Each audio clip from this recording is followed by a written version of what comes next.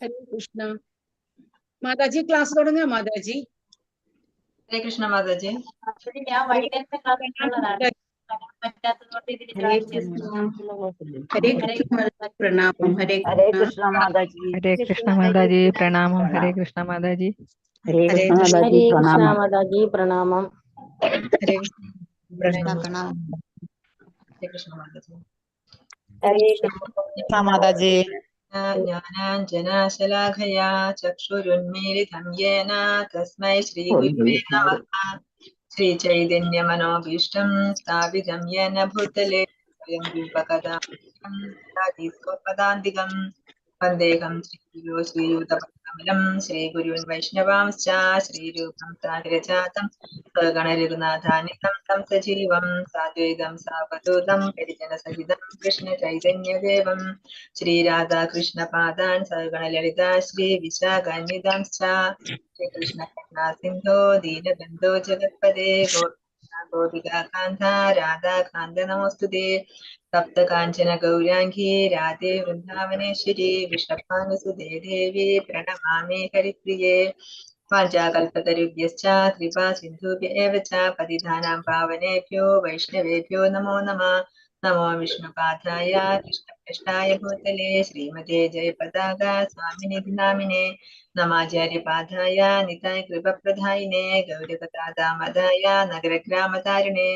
നമോ വിഷ്ണുപാദായ കൃഷ്ണപ്രഷ്ടായ ഭൂതലേ ശ്രീമതേ ഭക്തിവേദാന്താരിണേ പാശ്ചാത്യദേശതാരിണേ.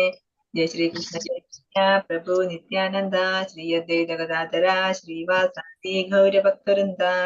ഹരേ കൃഷ്ണ കൃഷ്ണ കൃഷ്ണ ഹരേ ഹരേ ഹരേ രാമ രാമ രാമ ഹരേ ഹരേ. ഓം നമോ ഭഗവതേ വാസുദേവായ. ഓം നമോ ഭഗവതേ വാസുദേവായ. ഓം നമോ ഭഗവതേ വാസുദേവായ. ശ്രീ രാധാ ഗോവിന്ദ മന്ദിർ ഇസ്കോൺ ബാംഗ്ലൂർ നടത്തുന്ന 18 ദിവസത്തെ ഭഗവത്ഗീത ക്ലാസ്സിലേക്ക് എല്ലാവർക്കും സ്വാഗതം. ഹരേ കൃഷ്ണ.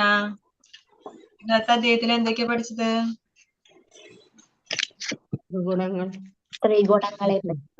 ഗുണങ്ങളെ പറ്റി പഠിച്ചല്ലേ? സ്വഭാവം അല്ലെ, ഓരോ ഗുണത്തിലും പെട്ടവരുടെ സ്വഭാവം, അവരുടെ ലക്ഷണങ്ങള്, ഈ 3 ഗുണങ്ങളും ഭൗതിക പ്രകൃതിയിലെ ബന്ധനത്തിലാക്കുന്നതെന്ന് പറഞ്ഞു. ഈ 3 ഗുണത്തിലുള്ളവരെ മരിക്കുമ്പോ ഏതൊക്കെ ലോകങ്ങളിൽ പോകും, അവർക്ക് പുനർജന്മം ഏതൊക്കെ യോനികളിലായിരിക്കും, അതൊക്കെ നമ്മൾ പറഞ്ഞു അല്ലെ. ഇന്നത്തെ അധ്യായത്തിന്റെ പേര് പുരുഷോത്തമ യോഗം. പുരുഷോത്തമൻ ആരാ? പുരുഷോത്തമൻ പുരുഷന്മാരിൽ ഉത്തമൻ. ആരാണ് പുരുഷന്മാരിൽ ഉത്തമൻ? ഭഗവാൻ. ഭഗവാൻ ശ്രീകൃഷ്ണനുമായിട്ട് എങ്ങനെ യോഗത്തിൽ വരാം, അതാണ് ഈ അധ്യായത്തിൽ പറയുന്നത്. ഒന്നാമത്തെ ശ്ലോകം. ശ്രീ ഭഗവാനുവാച ഊർധ്വമൂലമദശാകം അശ്വത്ഥം പ്രാഹുരവ്യയം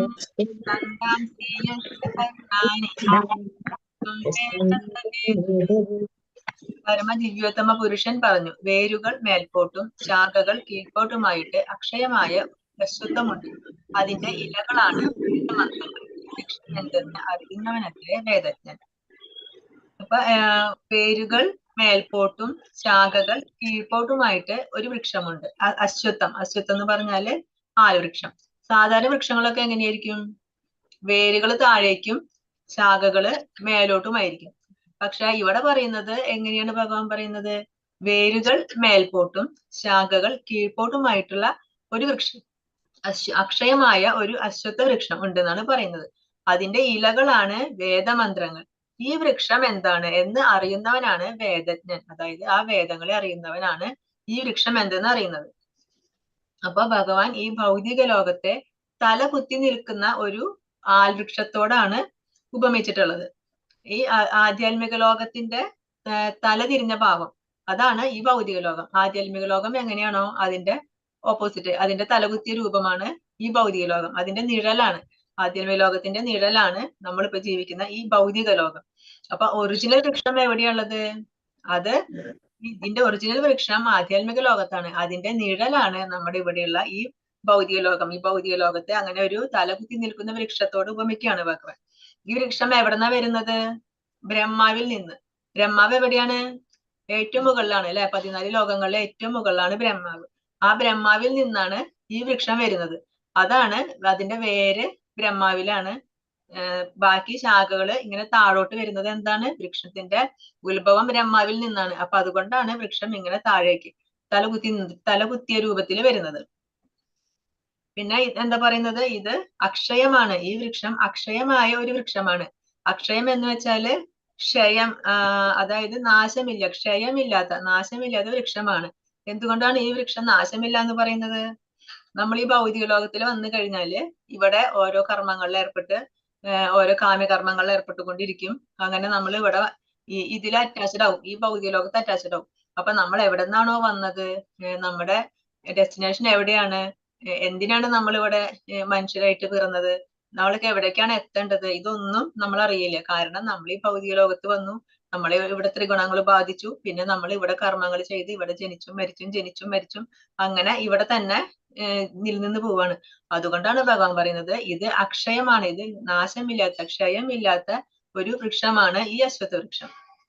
പിന്നെ എന്താ പറയുന്നത്? ഇതിന്റെ ഇലകൾ എന്താണെന്നാ പറയുന്നത്? വേദമന്ത്രങ്ങള്. ഈ വൃക്ഷത്തെ അറിയുന്നവൻ വേദജ്ഞാനിയാണ്. ഈ ആൽവൃക്ഷം എന്ന് പറയുന്നത് ഇതൊക്കെ നമ്മുടെ ഭൗതിക ബന്ധനങ്ങളാണ്. ഇതിന് നമ്മൾ കണ്ടാൽ മനസ്സിലാവും, നമ്മൾ ഓരോരോ ഈ ഭൗതിക ലോകത്ത് വന്നു കഴിഞ്ഞാൽ നമ്മൾ ഓരോരോ കാര്യങ്ങളിൽ പെട്ട് അതിൽ ബന്ധനത്തിലായിട്ട് ഇരിക്കുകയാണ്. ഇതൊക്കെ നമ്മുടെ ഓരോ ബന്ധനങ്ങളാണ്. ഇപ്പൊ നമ്മൾ ഈ ഒരു ശാഖയിൽ നിന്ന് അടുത്ത ശാഖയിലേക്ക്, പിന്നെ അവിടുന്ന് അടുത്ത ശാഖയിലേക്ക്, ഇങ്ങനെ നമ്മൾ ഇതിൽ തന്നെ ചുറ്റിക്കറങ്ങിക്കൊണ്ടിരിക്കുകയാണ്. ഇവിടെ നിന്ന് പുറത്ത് കടക്കാനായിട്ട് നമ്മൾ ശ്രമിക്കുന്നില്ല. അങ്ങനെ എന്താണ്? ഓരോരോ ആഗ്രഹങ്ങള് നമുക്ക് വരുന്നു, ആ ആഗ്രഹങ്ങൾ നമ്മൾ സാധിപ്പിക്കാൻ ഓരോ കർമ്മങ്ങൾ ചെയ്യുന്നു. അങ്ങനെ ഈ വൃക്ഷം ഇവിടെ പടർന്ന് പന്തലിച്ച് നിൽക്കുകയാണ്.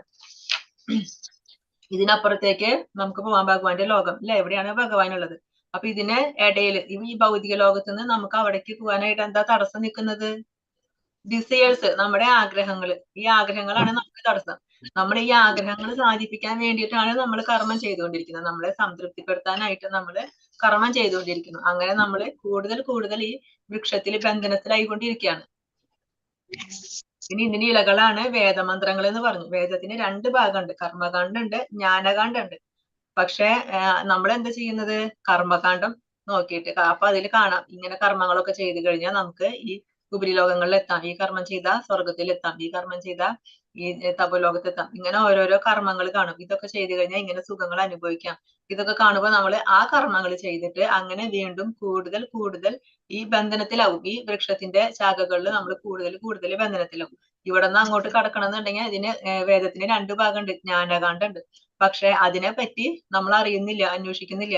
കാരണം എന്താ? നമ്മൾ ഈ കർമ്മകാണ്ഡങ്ങളിലെ ഈ കർമ്മങ്ങളില് ഈ സുഖം കിട്ടുന്ന കർമ്മങ്ങളിൽ മുഴുകി അങ്ങനെ ഇരിക്കുകയാണ്. ഇവിടെ നിന്ന് പുറത്ത് കടക്കാനായിട്ട് നമ്മൾ ശ്രമിക്കുന്നില്ല.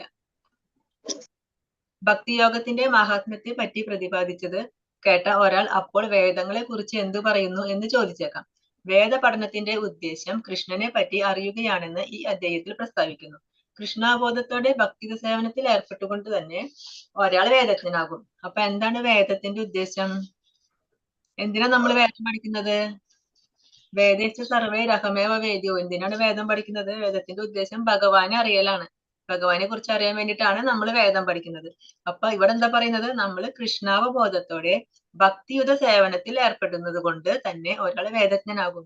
അപ്പൊ നമ്മൾ ഭഗവാന് സേവനം ചെയ്യുകയാണെങ്കിൽ, നമ്മൾ കൃഷ്ണാവബോധത്തോടെ ഭഗവാന് ഭക്തിയുത സേവനം ചെയ്യുകയാണെങ്കിൽ തന്നെ നമുക്ക് ജ്ഞാനം ഉണ്ടാവും, നമുക്ക് ഭഗവാനെ കുറിച്ചുള്ള ജ്ഞാനം ഉണ്ടാകും. വേദത്തിന്റെ ലക്ഷ്യം ഭഗവാനെ അറിയലാണ് അല്ലെ? നമ്മൾ ഭഗവാനെ സേവനം ചെയ്യുമ്പോൾ നമുക്ക് ആ ജ്ഞാനം കിട്ടും, നമ്മൾ ഭഗവാനെ അറിയും. അങ്ങനെ നമുക്ക് വേദജ്ഞാനി ആവാനായിട്ട് പറ്റും.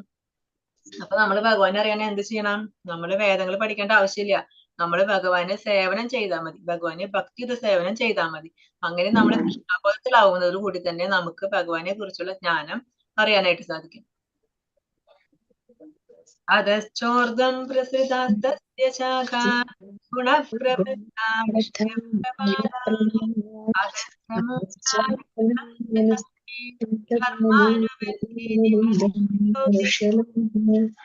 കൃഷ്ണ. വീട്ടീന് ഈ വൃക്ഷത്തിന്റെ ശാഖകൾ ഭൗതിക പ്രകൃതിയുടെ ത്രിഗുണങ്ങളാൽ പോഷിപ്പിക്കപ്പെട്ട് താഴോട്ടും മേലോട്ടും പടർന്നു കിടക്കുന്നു. ഇന്ദ്രിയ വിഷയങ്ങളാണ് അതിന്റെ ചില്ലകൾ. ഈ വൃക്ഷത്തിന് താഴേക്ക് ഇറങ്ങുന്ന വേരുകളും ഉണ്ട്. ഇവ മനുഷ്യ സമുദായത്തിന്റെ ഫലോദിഷ്ട കർമ്മങ്ങളോട് ബന്ധപ്പെട്ടവയത്രേ. ഈ വൃക്ഷത്തിന്റെ ശാഖകളെ എങ്ങനെയാണെന്ന് പറയുന്നത്? ത്രിഗുണങ്ങൾ കൊണ്ട് പോഷിപ്പിക്കപ്പെടുന്നു. ഒരു വൃക്ഷം വളരാനായിട്ട് എന്തൊക്കെ വേണം?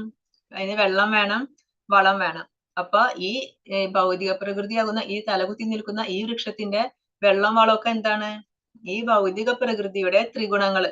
നമ്മൾ ഇന്നലെ പഠിച്ച 3 ഗുണങ്ങള്, ത്രിഗുണങ്ങള്. ആ ത്രിഗുണങ്ങളാണ് ഈ വൃക്ഷത്തിന്റെ വളരാനുള്ള അതിന്റെ വെള്ളവും വളവും ഒക്കെ. ഇനി ഇതിന്റെ ശാഖകള് മേലോട്ടും താഴോട്ടും പടർന്നു നിൽക്കുന്നു. ഇതിലെ താഴത്തെ ശാഖകളിലായിരിക്കും മനുഷ്യര്, മൃഗങ്ങള്, അങ്ങനെയുള്ള ജീവജാലങ്ങളൊക്കെ. മുകളിലായിരിക്കും ശാഖകളില് ദേവന്മാര്, പിന്നെ അതിന് മുകളില് ഗന്ധർവന്മാര്, കിന്നര, അങ്ങനെ അങ്ങനെ ഉണ്ട്. അപ്പൊ താഴേക്ക് വരുംതോറും, ഇതിന്റെ ശാഖകൾ താഴേക്ക് വരുംതോറും മനുഷ്യര് പിന്നെ അവിടുന്ന് അധമലോകങ്ങളിലേക്ക് അങ്ങനെ പോയിക്കൊണ്ടിരിക്കും. അപ്പൊ ഇതിന്റെ ചില്ലകൾ എന്താണെന്നാ പറയുന്നത്? വിഷയങ്ങള്. നമുക്ക് ഇന്ദ്രിയ വിഷയങ്ങൾ അല്ലെ, നമ്മുടെ 5 ഇന്ദ്രിയങ്ങളുടെ നമ്മൾ എന്താണോ ആസ്വദിക്കുന്നത് ആ വിഷയങ്ങൾ, ആ ഇന്ദ്രിയ വിഷയങ്ങളിൽ നമുക്ക് അനുഭവിക്കും തോറും അതിനോട് ആസക്തി കൂടും. ഒരു വിഷയം നമുക്ക് അനുഭവിച്ചാൽ നമുക്ക് ഇഷ്ടപ്പെട്ട് കഴിഞ്ഞാൽ പിന്നെ നമുക്ക് വീണ്ടും വീണ്ടും അതിനോട് ഒരു ആസക്തി കൂടും ഇല്ലേ? അതുപോലെ നമുക്ക് ഇന്ദ്രിയ വിഷയങ്ങളോട് ആസക്തി കൂടും. അതിനനുസരിച്ചിട്ട് അപ്പൊ ചില്ലകള് വീണ്ടും വീണ്ടും വീണ്ടും തളിർത്തു വരും. അപ്പൊ ഈ വൃക്ഷം വീണ്ടും പടർന്ന് പന്തലിച്ചുകൊണ്ടിരിക്കുകയാണ്. നമ്മുടെ ആഗ്രഹങ്ങൾ സാധിപ്പിക്കും തോറും നമ്മൾ കൂടുതൽ ബന്ധനത്തിലാവുകയാണ് ചെയ്യുന്നത്. പിന്നെ ഇതിന്റെ വേരുകൾ എന്ത് ചെയ്യും? ഈ ചില്ലകൾ തളിർക്കുന്നതിനനുസരിച്ചിട്ട് വേരുകൾ വീണ്ടും കൂടുതൽ ഇറങ്ങി വരും. അതായത് കൂടുതൽ വേര് പിടിക്കും. ഇപ്പൊ നമ്മൾ പറയാറുണ്ട് അടയ്ക്കാണെങ്കിൽ മടിയിൽ വെക്കാം, അടയ്ക്കാമരാണെങ്കിൽ എന്താ ചെയ്യാ എന്ന് പറയില്ലേ? അതുപോലെ നമുക്ക് വൃക്ഷം വളരുന്നതിനനുസരിച്ചിട്ട് നമുക്ക് അതിനെ നശിപ്പിച്ച് കളയാനുള്ള സാധ്യത കുറയാണ് ചെയ്യുക. അത് കൂടുതൽ വേര് പിടിക്കും തോറും നമുക്ക് അതിനെ നശിപ്പിച്ച് കളയാനായിട്ട് പറ്റില്ല. അപ്പൊ നമ്മൾ ഈ ആഗ്രഹങ്ങൾക്ക് പിന്നാലെ പോയി നമ്മുടെ ഇന്ദ്രിയ സുഖങ്ങൾക്ക് പിന്നാലെ പോകുമ്പോ എന്താണ്? ഇത് വീണ്ടും അവിടെ ബലം പ്രാപിക്കുകയാണ്. ആ വൃക്ഷം അവിടെ അതിന് ബലം വർദ്ധിച്ചുകൊണ്ട് വരികയാണ്. ആ വേരുകൾ താഴേക്കും കൂടുതൽ ഇറങ്ങും. അതായത് ഇത് തലകുത്തി നിൽക്കുന്ന വൃക്ഷമാണ് അല്ലെ? അപ്പൊ ഇതിന്റെ വേര് എങ്ങോട്ടാ പോവുക? കൂടുതൽ മുകളിലേക്ക് പോകും. അതാണ് ഇന്ദ്രിയ വാസനകൾ. ആ ഇന്ദ്രിയങ്ങളുടെ വാസനകൾ ഇതൊക്കെ നമ്മളെ ഭൂമിയിൽ കൂടുതൽ ബന്ധിക്കുകയാണ്. നമ്മളെ ഈ ഭൗതിക ലോകത്തോട് കൂടുതൽ ബന്ധിപ്പിക്കുകയാണ് ഈ ആഗ്രഹങ്ങളൊക്കെ. ഈ വൃക്ഷത്തെ ഭൂമിയിൽ ഉറപ്പിച്ചു നിർത്തുന്നത് എന്താണ്? വേരുകൾ. അതുപോലെ ഈ വൃക്ഷത്തെ ഉറപ്പിച്ചു നിർത്തുന്നത് നമ്മുടെ ഫലോദിഷ്ട കർമ്മങ്ങളാണ് ഈ വേരുകൾ. നമ്മളെ ഒരു വൃക്ഷത്തിന് ഭൂമിയിൽ ഉറപ്പിച്ചു നിർത്തുന്ന വേരുകളാണെങ്കിൽ നമ്മുടെ ഈ വൃക്ഷത്തെ ഉറപ്പിച്ചു നിർത്തുന്നത് എന്താണ്? നമ്മുടെ ഫലോദിഷ്ട കർമ്മങ്ങൾ. അതായത് നമ്മൾ ഫലം ആഗ്രഹിച്ചുകൊണ്ട് ചെയ്യുന്ന കർമ്മങ്ങൾ, കർമ്മികളായിട്ട് നമ്മൾ ചെയ്യും. അതായത് ഞാനിത് ചെയ്യുന്നത് എനിക്ക് ഇങ്ങനെ ഒരു കാര്യം കിട്ടാൻ വേണ്ടിയിട്ടാണ്, അല്ലെങ്കിൽ ഈ കാര്യം ചെയ്തു കഴിഞ്ഞാൽ ചിലപ്പോൾ ഇന്ന് അല്ലെങ്കിൽ നാളെ എനിക്ക് അങ്ങനെ ഒരു ഗുണം കിട്ടും. ഇങ്ങനെയൊക്കെ നമ്മൾ ആഗ്രഹിച്ചിട്ട് ഫലം ആഗ്രഹിച്ച് കർമ്മം ചെയ്യില്ല. ആ ഫലോദിഷ്ട കർമ്മങ്ങളാണ് ഇതിന്റെ വേരുകൾ. അപ്പൊ ഇത് നമ്മളെ കൂടുതൽ ബന്ധനത്തിലാക്കാണ്. ഈ ഭൗതിക ലോകത്തില് ഇവിടെ നിന്ന് പോകാൻ സാധിക്കാത്ത വിധത്തില് നമ്മളെ കൂടുതൽ ബന്ധനത്തിലാക്കിക്കൊണ്ടിരിക്കുകയാണ്. ന രൂപമസ്യേഹ തദോപലഭ്യതേ നാന്തോ ന ചാതിർന ച സംപ്രദിഷ്ട അശ്വത്ഥമേനം സുവിരൂഢമൂലം അസംഗശസ്ത്രേണ ദൃഢേന ചിത്വാ തദപദം തത്പരിമാർഗിതവ്യം യസ്മിൻ ഗധാനാ നിവർത്തന്തി ഭൂയഃ തമേവ ചാദ്യം പുരുഷം പ്രപദ്യേ യദ പ്രവൃത്തി പ്രസൃതാ പുരാണി. ഈ വൃക്ഷത്തിന്റെ യഥാർത്ഥ രൂപം ഈ ലോകത്തിൽ കാണുകയില്ല. അതിന്റെ ആരംഭമോ അവസാനമോ അടിസ്ഥാനമോ കണ്ടെത്താനാവില്ല. അപ്പൊ ഈ വൃക്ഷത്തിന്റെ യഥാർത്ഥ രൂപം ഇവിടെ കാണാൻ പറ്റുമോ? കാണാൻ പറ്റില്ല. ഇവിടെ കാണുന്നത് വെറും നിഴലാണ്. അപ്പൊ ഈ വൃക്ഷത്തിന്റെ യഥാർത്ഥ രൂപം നമുക്ക് ഈ ലോകത്തിൽ കാണാൻ പറ്റില്ല. നമ്മൾ ഈ ലോകത്തിൽ മുഴുവൻ അന്വേഷിച്ച് നടന്നാലും ഒരു കാര്യമില്ല. തലകീഴായി നിൽക്കുന്ന ഒരു വൃക്ഷത്തെ എവിടെ അന്വേഷിച്ചാലും നമുക്ക് കാണാനായിട്ട് സാധിക്കില്ല. അപ്പൊ പിന്നെ നമുക്ക് എങ്ങനെ വൃക്ഷത്തെ മുറിച്ചു കളയാൻ പറ്റുക? കാണാൻ പറ്റിയാലല്ലേ നമുക്ക് അതിനെ മുറിക്കാൻ പറ്റുള്ളൂ. കാണാൻ പറ്റാത്ത വൃക്ഷത്തെ നമുക്ക് എങ്ങനെ മുറിച്ചു കളയാൻ പറ്റും? വേരുറച്ചുയർന്ന ഈ വൃക്ഷത്തെ ദൃഢനിശ്ചയത്തോടെ വിരക്തിയാകുന്ന ആയുധത്താൽ ഛേദിച്ചു കളയണം. എന്നിട്ട് എവിടെ ചെന്നാൽ തിരിച്ചുവരവില്ലയോ ആ ദിവ്യ പദം പോകി സ്മരണാതീത കാലം മുതൽക്കേയുള്ള എല്ലാറ്റിന്റെയും ഉറവിടമായ പരമപുരുഷന് സ്വയം സമർപ്പിക്കണം. അപ്പൊ ഇതിനെങ്ങനെ മുറിച്ചു കളയാന്നാ പറയുന്നത്? വിരക്തിയാകുന്ന ആയുധം കൊണ്ട് മുറിച്ചു കളയണം. അതായത് നമ്മുടെ ആഗ്രഹങ്ങളാണ് നമ്മളുടെ ബന്ധനത്തിലാക്കുന്നത് എന്ന് പറഞ്ഞു നമ്മള്. ആ ആഗ്രഹങ്ങളെ നമ്മൾ വിരക്തിയാകുന്ന ആ ആയുധം കൊണ്ട് നമ്മൾ മുറിച്ചു കളയണം. അങ്ങനെ മാത്രമേ ഈ വൃക്ഷത്തെ നമുക്ക് നശിപ്പിക്കാനായിട്ട് സാധിക്കുള്ളൂ. എന്നിട്ട് നമ്മൾ എന്ത് ചെയ്യണം? എവിടെ ചെന്നാൽ തിരിച്ചുവരവില്ലയോ അവിടെ ചെല്ലണം. എവിടെയാണ്? യത്കത്വാന നിവർത്തന്റെ, എവിടെയാണ് തിരിച്ചുവരവില്ലാത്ത ലോകം? തത്താമ പരമം മമ, ഭഗവാൻ പറയുന്നു അത് എന്റെ ലോകമാണ്, ഭഗവാന്റെ ലോകം. ആ ലോകത്ത് ചെന്ന് കഴിഞ്ഞാല് നമുക്ക് തിരിച്ചു വരേണ്ട ആവശ്യമില്ല. അവിടെ നമുക്ക് ശാശ്വതമായ ഒരു രൂപം നമുക്ക് അവിടെ ഉണ്ട്. അപ്പൊ നമുക്ക് അവിടെ പോയി കഴിഞ്ഞാൽ പിന്നെ ഈ ഭൗതിക ലോകത്ത് തിരിച്ചു വരേണ്ട ആവശ്യമില്ല. അതുകൊണ്ട് നമ്മുടെ ആഗ്രഹങ്ങളെ ഒക്കെ നമ്മൾ എന്ത് ചെയ്യണം? വിരക്തിയാകുന്ന ആയുധം കൊണ്ട് ഛേദിച്ചു കളയണം. എന്നിട്ട് ഭഗവാന് സേവനം ചെയ്ത് നമ്മൾ ഭക്തിയുത സേവനങ്ങളൊക്കെ ചെയ്ത് ഭഗവാന്റെ ആ ദിവ്യപദം പോകി അവിടെ സ്മരണാതീത കാലം മുതൽക്കുള്ള എല്ലാറ്റിന്റെയും ഉറവിടമാണ് ഭഗവാൻ പരമപുരുഷൻ. ആ പരമപുരുഷന് സർവ്വകർമ്മങ്ങൾ സമർപ്പിച്ചുകൊണ്ട് ചെയ്ത് നമുക്ക് ഇവിടെ നിന്ന് ഭഗവത് ധാമത്തിലേക്ക് എത്തണം. ഞാൻ എന്റെ പിതാവിന്റെ പുത്രൻ, പിതാവ് ഇന്നയാളുടെ പുത്രൻ എന്നിങ്ങനെ ആരാഞ്ഞു പോയാൽ ഒടുവിൽ ബ്രഹ്മാവിലും ബ്രഹ്മാവിന് പിറവി കൊടുത്ത ഗർഭോദകശായി വിഷ്ണുവിലും എത്താം, പിന്നെ ശ്രീ ഭഗവാനിലും. അപ്പൊ എല്ലാം വന്നത് എവിടെ നിന്നാണ്? ആദ്യം ഭഗവാനിൽ നിന്ന് അല്ലെ. ഭഗവാൻ പിന്നെ ബ്രഹ്മാവിനെ സൃഷ്ടിക്കുന്നു. അങ്ങനെ ബ്രഹ്മാവിനോടാണ് പറയുന്നത് പിന്നെ സൃഷ്ടികർമ്മങ്ങളൊക്കെ ചെയ്യാൻ വേണ്ടിയിട്ട്.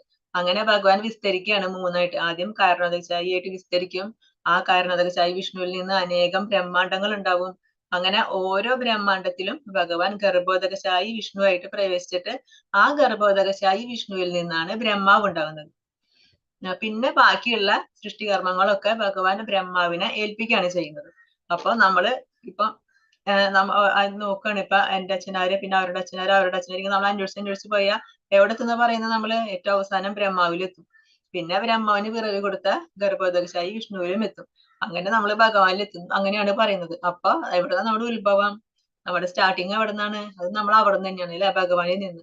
അപ്പൊ നമ്മൾ എവിടെയാണോ വന്നത്, നമ്മൾ എവിടെ നിന്നാണോ വന്നത് അവിടേക്ക് തന്നെ നമ്മൾ തിരിച്ചെത്തണം. ഭഗവാനിൽ എത്തിക്കഴിഞ്ഞാൽ പിന്നെ അവിടെ അന്വേഷണം അവസാനിക്കും. ഭഗവത് ജ്ഞാനം ഉള്ളവരുടെ സഹവാസം കൊണ്ട് വേണം ഈ വൃക്ഷത്തിന്റെ ആരംഭമാകുന്ന പരമദിവ്യോത്തമ പുരുഷനെ ആരാഞ്ഞറിയാൻ. അതറിഞ്ഞ ഒരാൾക്ക് ഈ മായികമായ നിഴലിനോട് ആസക്തി ഉണ്ടാവില്ല. അപ്പൊ നമുക്ക് ഇതിന്റെ തുടക്കം എങ്ങനെ അറിയാൻ പറ്റും? ഒരു ഭഗവത് ജ്ഞാനമുള്ള ഭക്തരുടെ സഹവാസം കൊണ്ട് മാത്രമേ നമുക്ക് ഈ ഭഗവാനെ കുറിച്ച് അറിയാനായിട്ട് സാധിക്കുള്ളൂ. അങ്ങനെ ഭഗവാനെ അതറിഞ്ഞ ഒരാൾക്ക് മായികമായ ഈ നിഴലിനോട് ആസക്തി ഉണ്ടാവില്ല. അങ്ങനെ ഭഗവാനെ കുറിച്ചും അറിഞ്ഞു കഴിഞ്ഞാൽ പിന്നെ നമുക്ക് ഇതിനോട് ആസക്തി ഉണ്ടാവില്ല. ഇപ്പൊ നമുക്കൊരു ഹയർ ടേസ്റ്റ് കിട്ടിക്കഴിഞ്ഞാൽ പിന്നെ ആ ചെറിയ ചെറിയ രുചികളോടൊന്നും നമുക്ക് താല്പര്യം ഉണ്ടായിരിക്കില്ല അല്ലെ. അതേപോലെ തന്നെയാണ് പറയുന്നത്. ഇപ്പൊ നമ്മൾ പായസം കുടിക്കുക, ആ പായസത്തിന്റെ ടേസ്റ്റ് കിട്ടി കഴിഞ്ഞാൽ പിന്നെ പഞ്ചസാര കിട്ടി കഴിഞ്ഞാൽ നമ്മൾ കഴിക്കുവോ? ഇല്ല. കാരണം അതിനേക്കാളും ടേസ്റ്റ് ആണ് പായസത്തിന്. അപ്പൊ നമുക്ക് അതായിരിക്കും ഇഷ്ടം. അപ്പൊ നമുക്ക് ഹയർ ടേസ്റ്റ് കിട്ടിക്കഴിഞ്ഞാല് പിന്നെ അതിന് താഴെയുള്ള ടേസ്റ്റുകളോടൊന്നും നമുക്ക് താല്പര്യം ഉണ്ടായിരിക്കില്ല. അതുപോലെയാണ് പറയുന്നത്. ഭഗവാനെ അറിഞ്ഞു കഴിഞ്ഞാൽ ആ ഭഗവാനെ ചെയ്യുന്ന ആ ഭക്തിയുത സേവനത്തിന്റെ ആ രുചി അറിഞ്ഞു കഴിഞ്ഞാൽ പിന്നെ ഈ ഭൗതിക ലോകത്തോട് നമുക്ക് താല്പര്യം ഉണ്ടാവില്ല. പിന്നെ നമുക്ക് ആധ്യാത്മിക ലോകത്തിൽ എത്തണം, നമുക്ക് ഭഗവത് ധാമത്തിൽ എത്തണം, അതായിരിക്കും ആഗ്രഹം. പിന്നെ ചെറിയ ചെറിയ ആഗ്രഹങ്ങൾക്ക് പിന്നാലെ ഒന്നും പുറകിൽ നമ്മൾ പോവില്ല. അപ്പൊ ഇതിന്റെ യഥാർത്ഥ ലക്ഷ്യം എവിടെയുള്ളത്? യഥാർത്ഥ ലക്ഷ്യം ആധ്യാത്മിക ലോകത്താണ്. ഇവിടെ കാണുന്നത് നിഴലാണ്. അപ്പൊ നമുക്ക് എവിടേക്കാ പോകേണ്ടത്? നമുക്ക് ആ ആധ്യാത്മിക ലോകത്തിലേക്കാണ് നമുക്ക് പോകേണ്ടത്. അങ്ങനെ ജ്ഞാനം കൊണ്ട് ഈ മായ വൃക്ഷത്തോടുള്ള ബന്ധനം അറുത്ത് യഥാർത്ഥ വൃക്ഷത്തിൽ സ്ഥിതി ചെയ്യുവാൻ കഴിയും. അങ്ങനെ ഭഗവാനെ കുറിച്ച് നമ്മൾ ജ്ഞാനം നേടണം. ജ്ഞാനം നേടിക്കഴിഞ്ഞാൽ പിന്നെ നമുക്ക് ഈ വൃക്ഷം ഇത് മായയാണ്, ഇത് ഒറിജിനൽ അല്ല, ഇത് വെറും നിഴലാണ് എന്നറിഞ്ഞു കഴിഞ്ഞാൽ അതിനോടുള്ള ആ ബന്ധനം മറുത്ത് നമുക്ക് എവിടെ പോവാം? നമ്മുടെ യഥാർത്ഥ ആ സ്ഥലം എവിടെയാണോ അവിടേക്ക് നമുക്ക് പോകാനായിട്ട് ശ്രമിക്കും.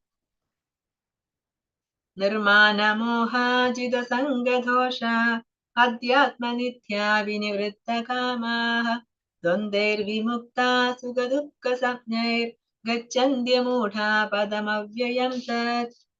മിഥ്യാഭിമാനം, മായാമോഹം, ദുസംസർഗം എന്നീ ദോഷങ്ങൾ ഒഴിഞ്ഞ് ഭൗതിക തൃഷ്ണയിൽ പെടാതെ സനാതന തത്വത്തെ അറിഞ്ഞ് സുഖദുഃഖാദികളായ ദ്വന്ദ്ങ്ങളിൽ നിന്നും മോചിതരായി വിഭ്രാന്തരാകാതെ പരമപുരുഷന് സ്വയം സമർപ്പിക്കുന്നത് എങ്ങനെയാണെന്ന് അറിയാവുന്നവർ പരമമായ ശാശ്വത സാമ്രാജ്യം പ്രാപിക്കും.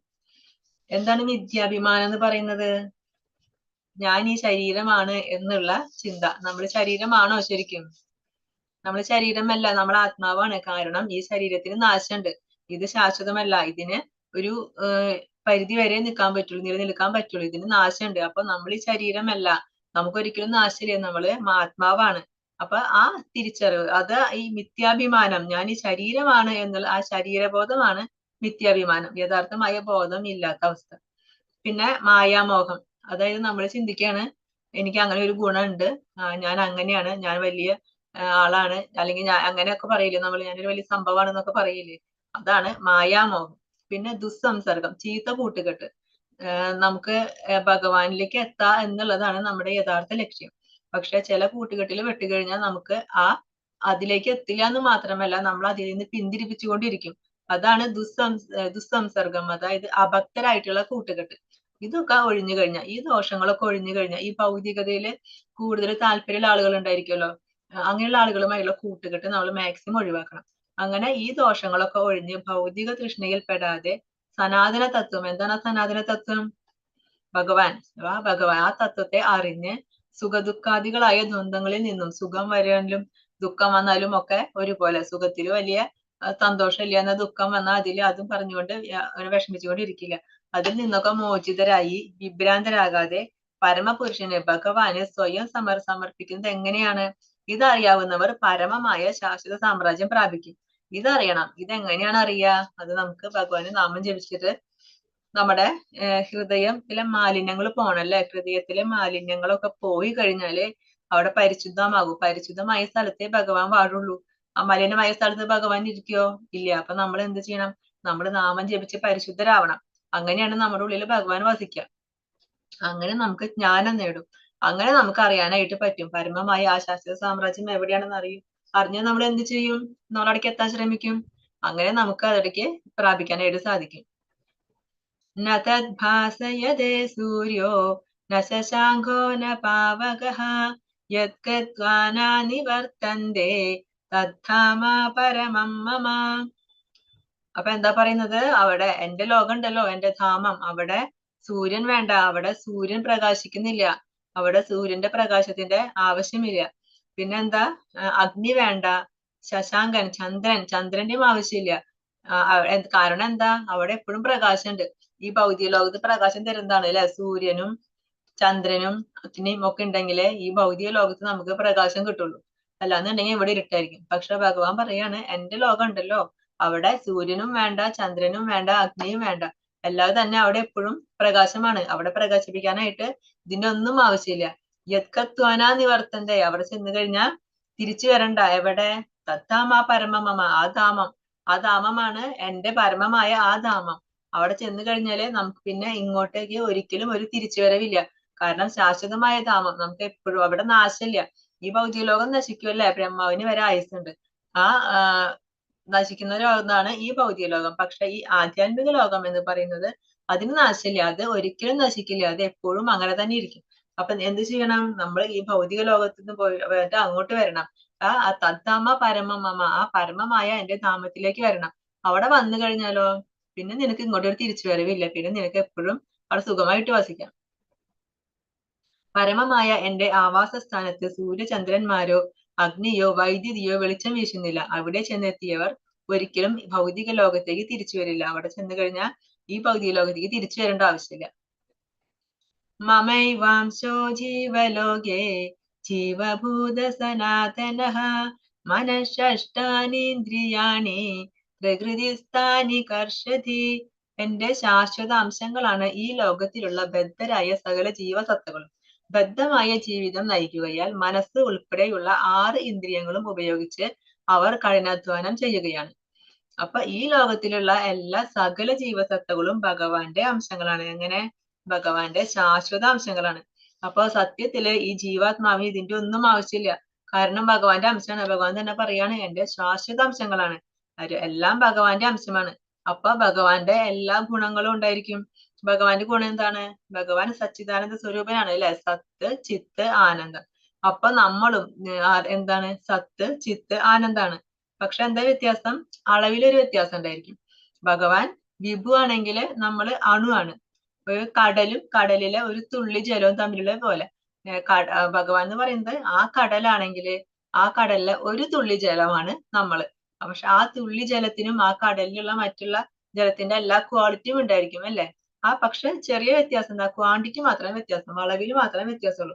അപ്പൊ നമുക്കും ഭഗവാന്റെ എല്ലാ ഗുണങ്ങളും ഉണ്ട്. പക്ഷെ ആ അളവില് വ്യത്യാസമുണ്ട്. ഭഗവാന്റെ അത്രയും അളവിൽ നമുക്കില്ല, നമുക്ക് ചെറിയ അളവിൽ മാത്രമേ ഉള്ളൂ. പക്ഷെ എല്ലാ ഗുണങ്ങളും ഉണ്ട്. പക്ഷെ നമുക്ക് എന്ത് സംഭവിച്ചു? നമ്മൾ ഈ ഭൗതിക ലോകത്ത് വന്നു. ഇവിടെ വന്നപ്പോ നമ്മളെ ത്രിഗുണങ്ങൾ ബാധിച്ചു. അങ്ങനെ നമ്മൾ ഈ ഭൗതിക ലോകത്ത് ബദ്ധരായി. അങ്ങനെ നമ്മൾ 6 ഇന്ദ്രിയങ്ങൾ കൊണ്ടും നമ്മൾ കഠിനാധ്വാനം ചെയ്യാണ്. ഏതൊക്കെയാണ് 6 ഇന്ദ്രിയങ്ങള്? കണ്ണ്, മൂക്ക്, നാക്ക്, ചെവി, ത്വക്ക്. ജ്ഞാനേന്ദ്രിയങ്ങള് പ്ലസ് മനസ്സ്. അങ്ങനെ മനസ്സും കൂടെ 6 ഇന്ദ്രിയങ്ങൾ.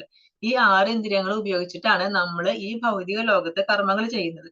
അങ്ങനെ കർമ്മങ്ങൾ ചെയ്ത് കഠിനാധ്വാനമൊക്കെ ചെയ്യും. അങ്ങനെ നമ്മളിവിടെ ബദ്ധരായി ജീവിക്കാണ് ഈ ഭൗതിക ലോകത്ത്. ഇവിടുന്ന് രക്ഷപ്പെടാൻ നമ്മൾ മറന്നുപോയി. നമ്മുടെ സ്വരൂപബോധം നമ്മൾ മറന്നുപോയി. നമ്മൾ ആരാണ്, നമ്മൾ എവിടെ നിന്നാണ് വന്നത്, നമ്മൾ ഭഗവാന്റെ അംശമാണെന്നൊക്കെ നമ്മൾ മറന്നുപോയി. എന്നിട്ട് നമ്മൾ വിചാരിക്കുകയാണ് ഞാൻ ഈ ഭൗതിക ലോകത്തിന്റെ സത്യാണ് എന്ന് വിചാരിച്ചിട്ട് നമ്മൾ ഇവിടെ തന്നെ കർമ്മം ചെയ്ത് അങ്ങനെ കഠിനാധ്വാനം ചെയ്ത് കഷ്ടപ്പെട്ട് ജീവിച്ചുകൊണ്ടിരിക്കുന്നു. ഇത് അഗ്നി അതിൽ നിന്ന് വരുന്ന സ്ഫുലിംഗങ്ങൾ അല്ലെ. ഈ അഗ്നിയുടെ എല്ലാ ഗുണങ്ങളും ഈ ഒരു ചെറിയ തീപ്പൊരിക്കും ഉണ്ടായിരിക്കും. ആ ചെറിയൊരു സ്ഫുലിംഗത്തിനും ഈ തീന്റെ എല്ലാ ഗുണങ്ങളും ഉണ്ടായിരിക്കും. പക്ഷെ അളവ് ചെറിയ വ്യത്യാസമുണ്ട്. ഇത് കുറച്ചു നേരം നിന്ന് കഴിഞ്ഞാൽ അങ്ങനെ കെട്ട് പോകും. അപ്പൊ അതുപോലെയാണ് ഭഗവാനും നമ്മൾ ജീവാത്മാക്കളും തമ്മിലുള്ള വ്യത്യാസം. ശരീരം യഥവാപ്നോതി യച്ചാപ്യുത്ക്രാമതീശ്വരഃ ഗൃഹീത്വൈതാനി സംയാതി വായുർഗന്ധാനി വാശയാത്. ഭൗതിക ലോകത്തിലെ ജീവസത്ത കാറ്റ് ഗന്ധങ്ങളെ എന്ന പോലെ ജീവിത സങ്കല്പങ്ങളെ ഒരു ശരീരത്തിൽ നിന്ന് മറ്റൊന്നിലേക്ക് കൊണ്ടുപോകുന്നു. അങ്ങനെ ഒരു തരത്തിലുള്ള ശരീരം ഉപേക്ഷിച്ച് മറ്റൊരു തരത്തിലുള്ള ശരീരം സ്വീകരിക്കുന്നു. അപ്പൊ നമ്മുടെ ശരീരം നിർമ്മിച്ചിരിക്കുന്നത് എങ്ങനെയാണ്? 8 ഭൗതിക ഘടകങ്ങൾ കൊണ്ടാണ്. ഏതൊക്കെയാണ്? ഭൂമി, രാപോ, നലോ, വായു, ഖം, മനോ, ബുദ്ധി, രേവച്ച. പഞ്ചഭൂതങ്ങള്, മനസ്സ്, ബുദ്ധി, മിഥ്യാഹങ്കാരം. ഈ 5 ഘടകങ്ങൾ കൊണ്ടാണ് നമ്മുടെ ശരീരം നിർമ്മിച്ചിരിക്കുന്നത്. അതിലെ ഭൂമി, ജലം, അഗ്നി, വായു, ആകാശം, ഇതാണ് സ്ഥൂലം, നമ്മുടെ സ്ഥൂല ശരീരം. ഇതുകൊണ്ടാണ് നമ്മുടെ സ്ഥൂല ശരീരം നിർമ്മിച്ചിരിക്കുന്നത്. അതായത് നമ്മളിപ്പോ കാണുന്ന, നമ്മൾ ടച്ച് ചെയ്യാൻ പറ്റുന്ന, നമ്മളിപ്പോ കാണുന്ന ഈ ശരീരം ഇത് നശിക്കും. അതായത് നമ്മുടെ ഒരു കാലാവധി കഴിയുമ്പോ ഈ ശരീരം നശിക്കുമ്പോ ഈ ശരീരം ജീർണിച്ചു പോകും. അങ്ങനെ നശിക്കും. പിന്നെ മനസ്സ്, ബുദ്ധി, മിഥ്യാഹങ്കാരം, ഇതാണ് സൂക്ഷ്മ ശരീരം. ഈ സൂക്ഷ്മ ശരീരം എന്ന് പറയുന്നത് നമ്മൾ മരിച്ചു കഴിഞ്ഞാലും നശിക്കില്ല. അത് ആത്മാവ് പോകുമ്പോ അതും പോകും. എന്നിട്ട് നമ്മൾ ഇനിയൊരു ശരീരം സ്വീകരിക്കുമ്പോ അതിലെ കർമ്മങ്ങളൊക്കെ അനുഭവിച്ച് കഴിഞ്ഞിട്ട് നമ്മൾ വീണ്ടും ഒരു ശരീരം സ്വീകരിക്കുന്ന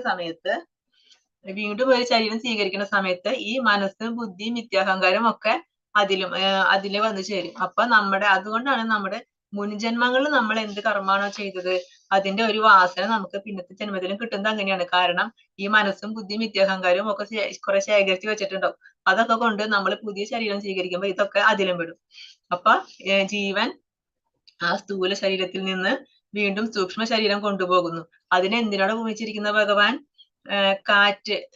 കാറ്റ് പൂക്കളിലൊക്കെ വന്നിരിക്കും. എന്നിട്ട് ആ ഗന്ധത്തെ, ആ പൂക്കളിൽ ഇങ്ങനെ തഴുകി പോണ സമയത്ത് ഇപ്പൊ കാറ്റ് നമുക്ക് വരുന്ന സമയത്ത് നമുക്ക് നല്ല സ്മെല്ല് കിട്ടും അല്ലെ. നല്ല സ്മെല്ലാണെങ്കിൽ നല്ലത് കിട്ടും. ഇനി ചീത്ത മലിനത്തിലെ പോണെന്നുണ്ടെങ്കിലോ ആ ഗന്ധം കിട്ടും. അപ്പൊ കാറ്റ് ആ ഗന്ധത്തെ കൊണ്ടുപോവില്ലേ?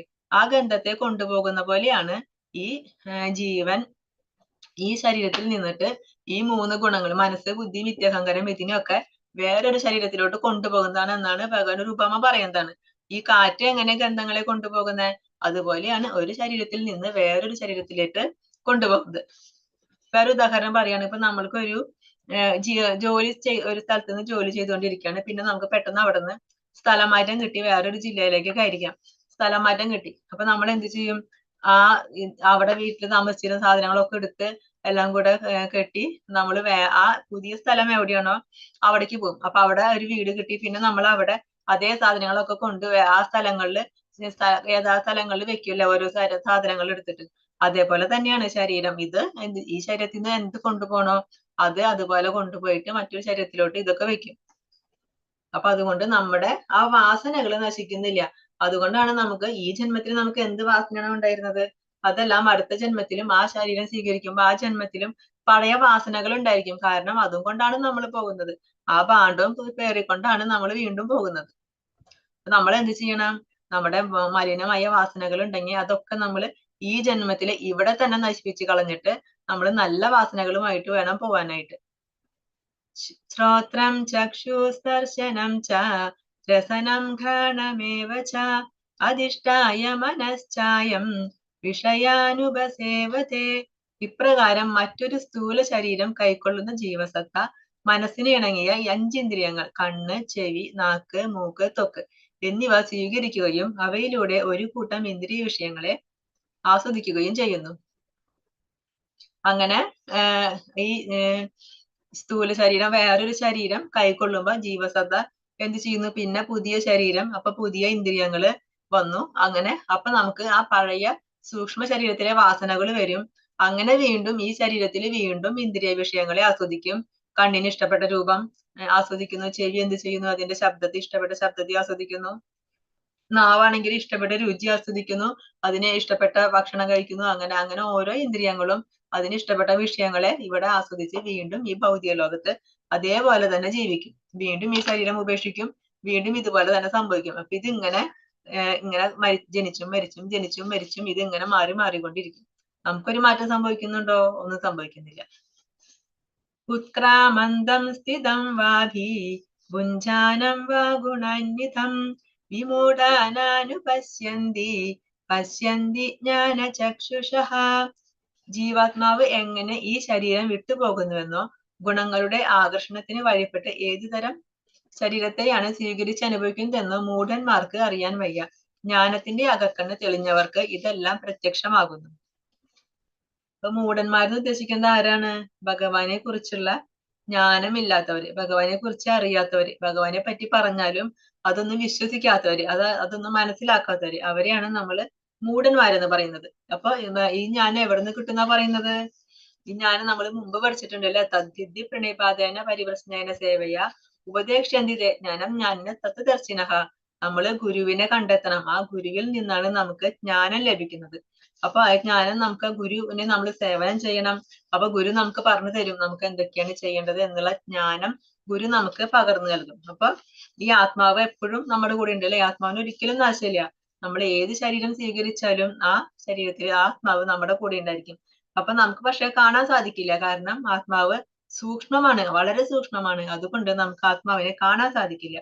എന്നാൽ അതിന്റെ അർത്ഥം ആത്മാവില്ല എന്നാണോ? എനിക്ക് ആത്മാവിനെ കാണാൻ പറ്റില്ല. അപ്പൊ എനിക്ക് ആത്മാവില്ല എന്നാണോ അർത്ഥം? ഇല്ല, ആത്മാവുണ്ട്. പക്ഷെ അത് വളരെ സൂക്ഷ്മമായതുകൊണ്ടാണ് നമുക്കതിനെ കാണാൻ സാധിക്കാത്തത്. അങ്ങനെ ജ്ഞാനത്തിന്റെ അകക്കണ്ണ് തെളിഞ്ഞവർക്ക് ഇതെല്ലാം പ്രത്യക്ഷമാകും. അപ്പൊ നമ്മള് അജ്ഞാനത്തിലാണ്. ഇപ്പൊ നമ്മൾ അജ്ഞാനത്തിൽ ഇരിക്കുകയാണ്. നമ്മള് ഒരു ഇരുട്ടിലാണ്. ആ അജ്ഞാനത്തെ മാറ്റണമെങ്കിൽ എന്ത് വേണം? ജ്ഞാനം വേണം. ജ്ഞാനമാകുന്ന പ്രകാശം വേണം.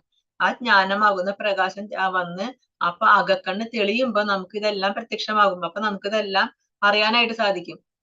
നമുക്ക് എങ്ങനെ അജ്ഞാന തിമിരാന്തസ്യ ജ്ഞാനാഞ്ജന ശലാകയ ചക്ഷുരുന്മീലിതം യേന തസ്മൈ ശ്രീ ഗുരുവേ നമഃ. നമ്മൾ എപ്പോഴും പറയുന്നതാണ് അല്ലെ? എന്താ പറയുന്നത്? ഗുരു നമ്മുടെ അജ്ഞാനത്തെ മാറ്റിയിട്ട് ആ അജ്ഞാനമാകുന്ന ഇരുട്ട് മാറ്റിയിട്ട് ജ്ഞാനമാകുന്ന ദീപം നമുക്ക് നൽകുന്നു. അത് ആരെ തരുന്നത്? ഗുരു. അപ്പൊ ഗുരുവിൽ നിന്നാണ് നമ്മൾ അറിയുന്നത് എന്ത്? ഭഗവാനെ കുറിച്ചിട്ട്. അപ്പൊ ഈ ജീവാത്മാവ് എങ്ങനെയാണ് ഈ ശരീരം വിട്ടുപോകുന്നത്? എങ്ങനെയാണ് ഈ ഗുണങ്ങളെ ആകർഷിച്ചിട്ട് വീണ്ടും വീണ്ടും വേറെ ശരീരം സ്വീകരിക്കും. അപ്പൊ ആ ഗുണത്തിനനുസരിച്ചുള്ള കർമ്മം ചെയ്യും. അതിനനുസരിച്ചുള്ള ശരീരം കിട്ടും. അടുത്ത ജന്മത്തില് ഇവിടെ എന്ത് കർമ്മം ചെയ്തോ അതുമായി ബന്ധപ്പെട്ട ശരീരം കിട്ടും. ഇതൊക്കെ എങ്ങനെയാണ്? ഇതൊന്നും മൂഢന്മാർക്ക് പറഞ്ഞാൽ മനസ്സിലാവില്ല. ഇതൊക്കെ അറിയണമെങ്കിൽ ജ്ഞാനം നേടണം. ഒരു ഗുരുവിൽ നിന്ന് ജ്ഞാനം നേടണം. അങ്ങനെ നമ്മുടെ അകക്കണ്ണ് തെളിയണം. നമുക്ക് നമ്മുടെ ഇരുട്ട് മാറി അവിടെ പ്രകാശം വരണം. അപ്പൊ നമുക്ക് ഇതെല്ലാം പ്രത്യക്ഷമായിട്ട് കാണാൻ പറ്റും.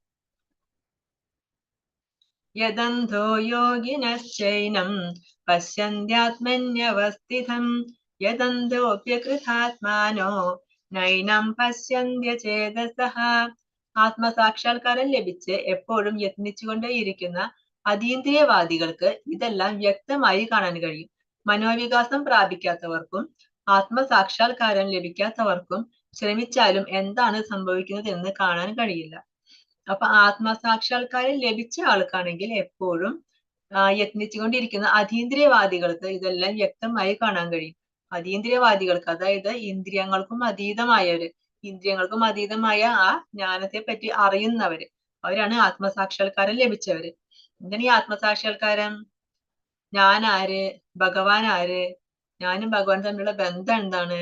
ഞാൻ എന്തുകൊണ്ട് ഈ ഭൂമിയിൽ വന്നു? ഇനി ഞാൻ എന്ത് ചെയ്യണം? ഇതൊക്കെ അറിയുന്നതാണ് ആത്മസാക്ഷാത്കാരം.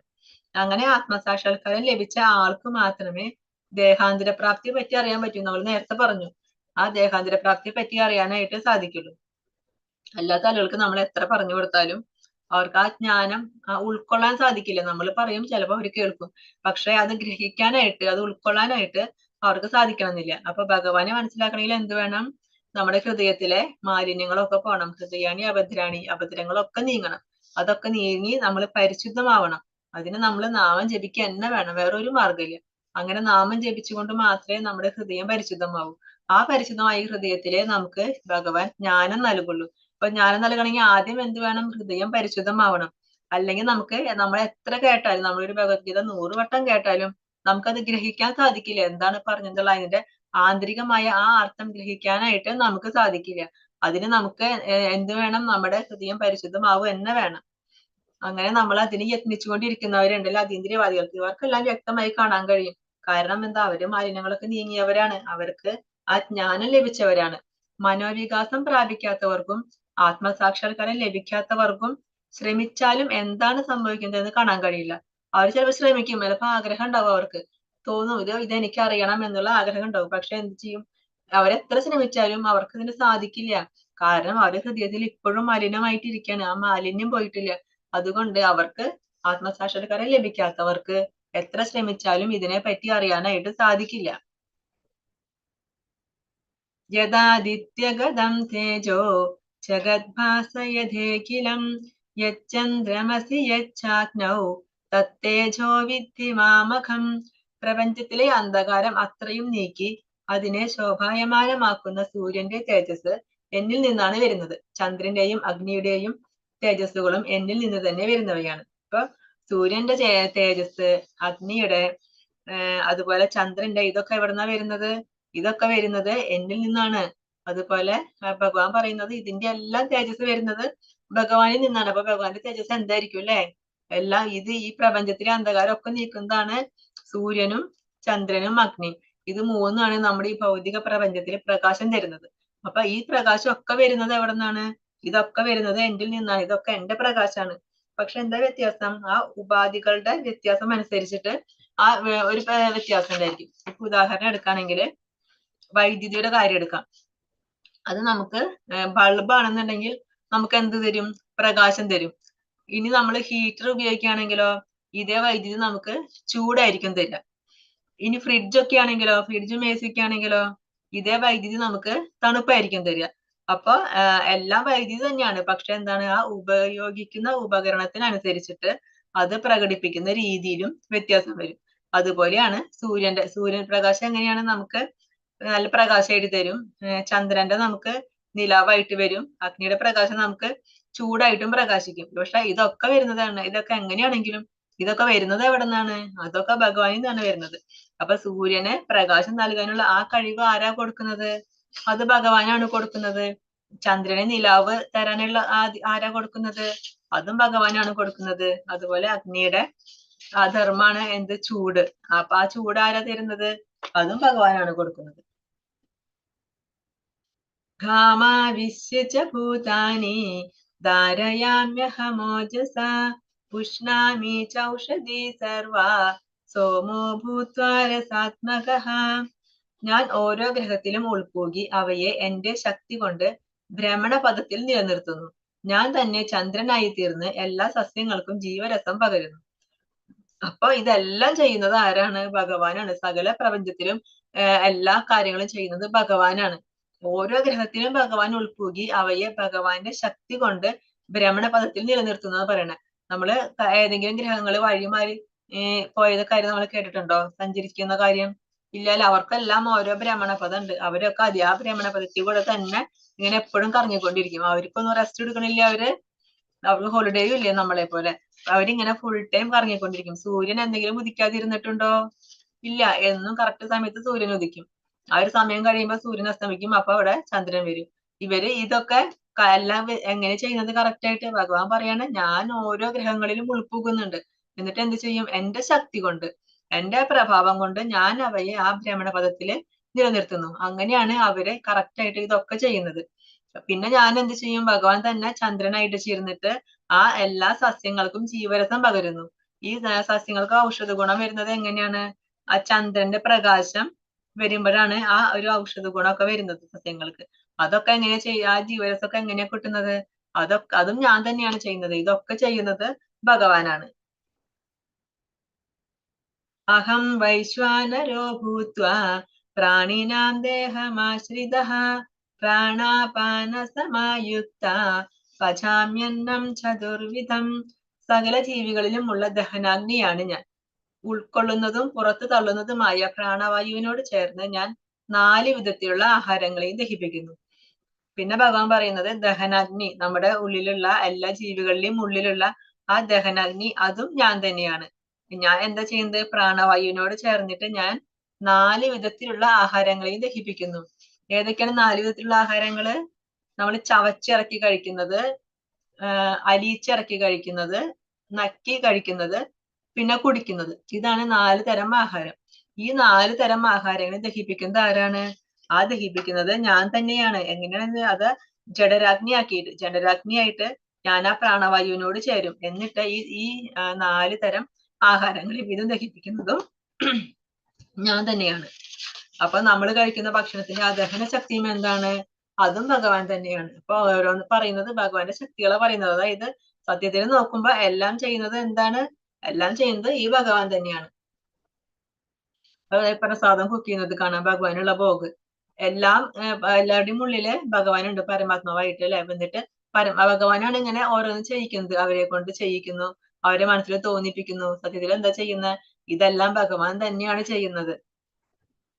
സർവസ്യ ചാഹം ഹൃദി സന്നിവിഷ്ടോ മത്തസ്മൃതി ജ്ഞാനമബോഹനം ച വേദൈശ്ച സർവൈരഹമേവ വേദ്യോ വേദാന്തകൃത് വേദവിദേവ ചാഹം. സർവജീവികളുടെയും ഹൃദയത്തിൽ ഞാൻ വാഴുന്നു.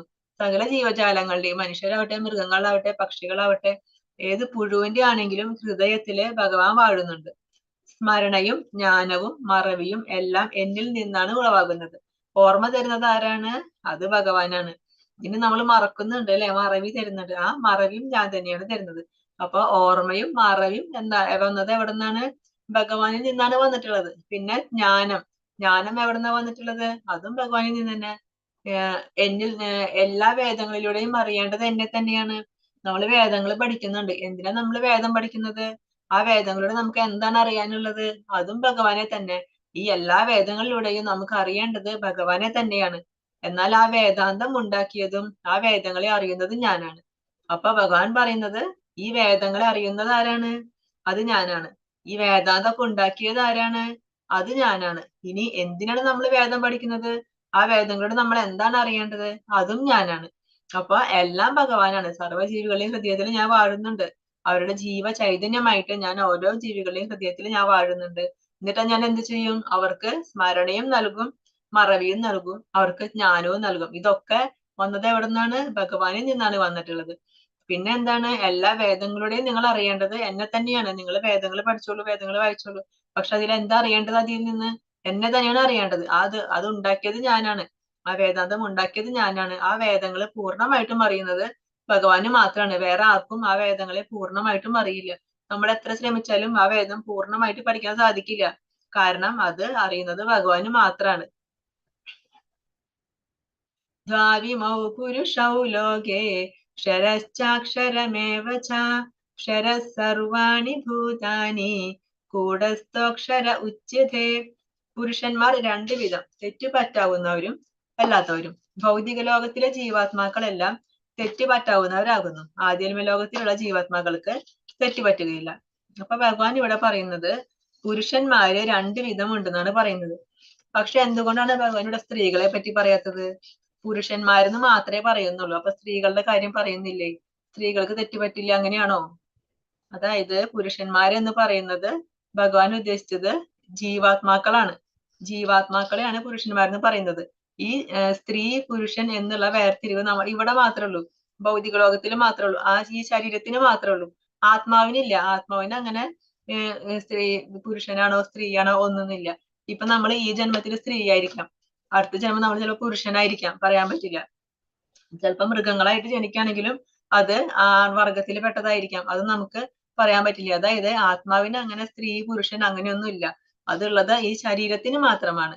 അപ്പൊ അതുകൊണ്ട് ഭഗവാൻ പുരുഷന്മാർ എന്ന് പറയുന്നത് ആരെയാണ്? ആത്മാക്കളെ, ജീവാത്മാക്കളെയാണ് പറയുന്നത്. അപ്പൊ ജീവാത്മാക്കള് 2 വിധമുണ്ട്. തെറ്റു പറ്റുന്നവരും ഉണ്ട്, തെറ്റുപറ്റാത്തവരും ഉണ്ട്. ഈ ഭൗതിക ലോകത്തിലുള്ളവരൊക്കെ തെറ്റുപറ്റുന്നവരാണ്. ഈ ഭൗതിക ലോകത്തിലുള്ളവർക്ക് എല്ലാവർക്കും നമ്മൾ പഠിച്ചില്ലേ 4 കുറവുകൾ ഉണ്ടെന്ന്. ഓർമ്മയുണ്ടോ ആർക്കെങ്കിലും ഏതൊക്കെയാണെന്ന്? നമുക്കെല്ലാം 4 കുറവുകൾ ഉണ്ടെന്ന് പറഞ്ഞു. എല്ലാവർക്കും ഉണ്ടായിരിക്കും. അത് ഏതൊക്കെയാണെന്ന് ഓർമ്മയുണ്ടോ?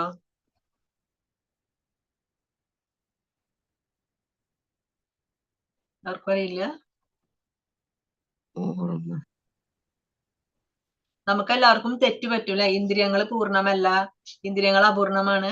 പിന്നെന്താ, നമുക്ക് തെറ്റ് പറ്റാനുള്ള സാധ്യതയുണ്ട്, നമ്മൾ വഞ്ചിക്കപ്പെടാനുള്ള സാധ്യതയുണ്ട്, പിന്നെ നമ്മൾ മായയിൽ കുടുങ്ങും. അപ്പൊ തെറ്റ് എല്ലാവർക്കും പറ്റും. ഭൗതിക ലോകത്തിലെ ജീവാത്മാക്കൾക്കൊക്കെ തെറ്റ് പറ്റും. പക്ഷെ ആധ്യാത്മിക ലോകത്തിലുണ്ടല്ലോ, ആധ്യാത്മിക ലോകത്തിലെ ജീവാത്മാക്കൾക്ക് ഒരിക്കലും തെറ്റ് പറ്റില്ല. അപ്പൊ അതാണ് പറയുന്ന പ്രകാരം 2 തരം പുരുഷന്മാരുണ്ട്. അതിൽ തെറ്റ് പറ്റുന്നവരും അല്ലാത്തവരും. തെറ്റ് പറ്റുന്നവർ എവിടെയുള്ളവരാണ്? ഇവിടെയുള്ളവര്. തെറ്റ് പറ്റാത്തവർ എവിടെയുള്ളവരാണ്? അത് ഭഗവാന്റെ ലോകത്തുള്ളവര്. അവർക്ക് ഒരിക്കലും തെറ്റ് പറ്റില്ല. ഉത്തമ പുരുഷസ്ത്വന്യ പരമാത്മേത്യുദാഹൃതഃ യോ ലോകത്രയമാവിശ്യ വിവർത്യവ്യയ ഈശ്വരഃ. ഇവരെ കൂടാതെ പരമപുരുഷനായ പരമാത്മാവ് എന്നറിയപ്പെടുന്ന അവ്യയനായ ഭഗവാനുണ്ട്. അദ്ദേഹം 3 ലോകങ്ങളിലും അന്തർഗതനായി അവയെ പുലർത്തി പോരുന്നു. ഇനി ഈ ജീവാത്മാക്കളുടെ കാര്യം പറഞ്ഞു. നമ്മൾ തെറ്റുപറ്റുന്ന 2 തരം ജീവാത്മാക്കളുണ്ട്, ഭൗതിക ലോകത്തുണ്ട്, ആധ്യാത്മിക ലോകത്തുണ്ട് എന്നൊക്കെ പറഞ്ഞു. ഇനി ഭഗവാൻ പറയാണ്, ഇവരെ കൂടാതെ, ഈ ജീവാത്മാക്കളെ കൂടാതെ പിന്നെ പരമാത്മാവ് എന്നറിയപ്പെടുന്ന അവ്യയനായ ഭഗവാനുണ്ട്. ഒരിക്കലും നാശം സംഭവിക്കാത്ത ആ ഭഗവാനുണ്ട്, ആ പരമപുരുഷൻ. അദ്ദേഹം എന്താ ചെയ്യുന്നത്? 3 ലോകങ്ങളിലും അന്തർഗതനായി അവയെ പുലർത്തി പോരുന്നു. ഈ 3 ലോകങ്ങളെയും ആരാണ് പുലർത്തുന്നത്? ഈ ഭഗവാൻ. ഈ 3 ലോകങ്ങൾ എന്ന് പറയുന്നത് ഏതാണ്? ഊർധ്വലോകങ്ങള്, ഭൂമി, അധോലോകങ്ങള്. അങ്ങനെ ഊർധ്വലോകങ്ങൾ 7 ഉണ്ട്, പിന്നെ ഭൂലോകം, പിന്നെ അധോലോകങ്ങൾ 6. അങ്ങനെ മൊത്തം 14 ലോകങ്ങൾ. ഈ 14 ലോകങ്ങളെയും ഭഗവാൻ അന്തർഗതനായിട്ട്, അതിന്റെ ഒക്കെ ഉള്ളിലേക്ക് ഉൾപ്പൂകിയിട്ട്, ആ ഓരോ നേരത്തെ പറഞ്ഞ ഭഗവാൻ ഓരോ ഗ്രഹങ്ങളിലും ഉൾപ്പൂകിയിട്ട് ഞാൻ അവയെ സംരക്ഷിക്കുന്നു. അപ്പൊ അതുപോലെ ഈ ഓരോ 3 ലോകങ്ങളിലും അന്തർഗതനായിട്ട് അതിൽ ഉൾപ്പൂകിയിട്ട് അവയെ പുലർത്തി പോരുന്നു. അപ്പൊ ഇതിനൊക്കെ പുലർത്തുന്നത് ആരാണ്? ഭഗവാൻ തന്നെയാണ്. പക്ഷെ നമ്മൾ അഹങ്കാരം കൊണ്ട് നമ്മൾ വിചാരിക്കും ഇതൊക്കെ ഞാൻ ചെയ്തു, ഇതൊക്കെ എന്നിൽ നിലനിൽക്കുന്നു. നമ്മളിപ്പോ ഒരു ബിൽഡിംഗ് പണിതു എന്നിട്ട് നമ്മൾ അഹങ്കരിക്കും, ഇത് ഞാൻ പണിതുന്ന്. പക്ഷെ അതങ്ങനെ നിലനിൽക്കണമെങ്കിൽ എന്ത് വേണം? അതില് ഭഗവാൻ ചിന്തിക്കണം. അതല്ല, ഭഗവാന്റെ ആ ചൈതന്യം അതിലില്ലെങ്കിൽ അത് അപ്പൊ താഴെ വീഴും. അപ്പൊ നമ്മൾ അഹങ്കരിക്കുകയാണ് ഇതൊക്കെ ഞാൻ നിലനിർത്തുന്നത്. പക്ഷെ ഇതൊക്കെ ഭഗവാൻ തന്നെ പറയാണ്, ഈ ഓരോ ഗ്രഹങ്ങളിലും ഞാൻ ഉൾപ്പൂകിയിട്ട് അതിനൊക്കെ നിലനിർത്തുന്നത് ആരാണ്? ഈ ഞാനാണ്. അല്ലാതെ അതൊക്കെ ഭഗവാന്റെ ശക്തിയാണ്. പക്ഷെ നമ്മളത് മനസ്സിലാക്കുന്നില്ല. അപ്പൊ ഭഗവാൻ പറയുന്നത് ജീവാത്മാക്കള് മാത്രല്ല, ഈ പരമാത്മാവ് ഉണ്ടല്ലോ, ആ പരമാത്മാവായിട്ട് ഞാൻ എന്ത് ചെയ്യുന്നു? 3 ലോകങ്ങളിലും ഞാൻ അന്തർഗതനായിട്ട് അവയെ പുലർത്തി പോരുന്നുണ്ട്. യസ്മാക്ഷരമതീതോഹം അക്ഷരാദപിചോത്തമഃ അദോസ്മി ലോകേ വേദേ ച പ്രതിത പുരുഷോത്തമഃ. ഞാൻ ഇന്ദ്രിയാതീതനും ക്ഷരങ്ങൾക്കും അക്ഷരങ്ങൾക്കും അതീതനും സർവശ്രേഷ്ഠനുമായതുകൊണ്ട് ലോകരും വേദങ്ങളും എന്നെ പുരുഷോത്തമൻ എന്ന് പറയുന്നു. അപ്പൊ ആരാണ് പുരുഷോത്തമൻ? ഭഗവാൻ. ഈ ശ്ലോകത്തിൽ ഭഗവാൻ പറയുന്നുണ്ട് എന്തുകൊണ്ടാണ് നമ്മള് ഭഗവാനെ പറയുന്നുണ്ട്, എന്നെ പുരുഷോത്തമൻ എന്ന് ലോകം എന്നെ വാഴ്ത്തുന്നു.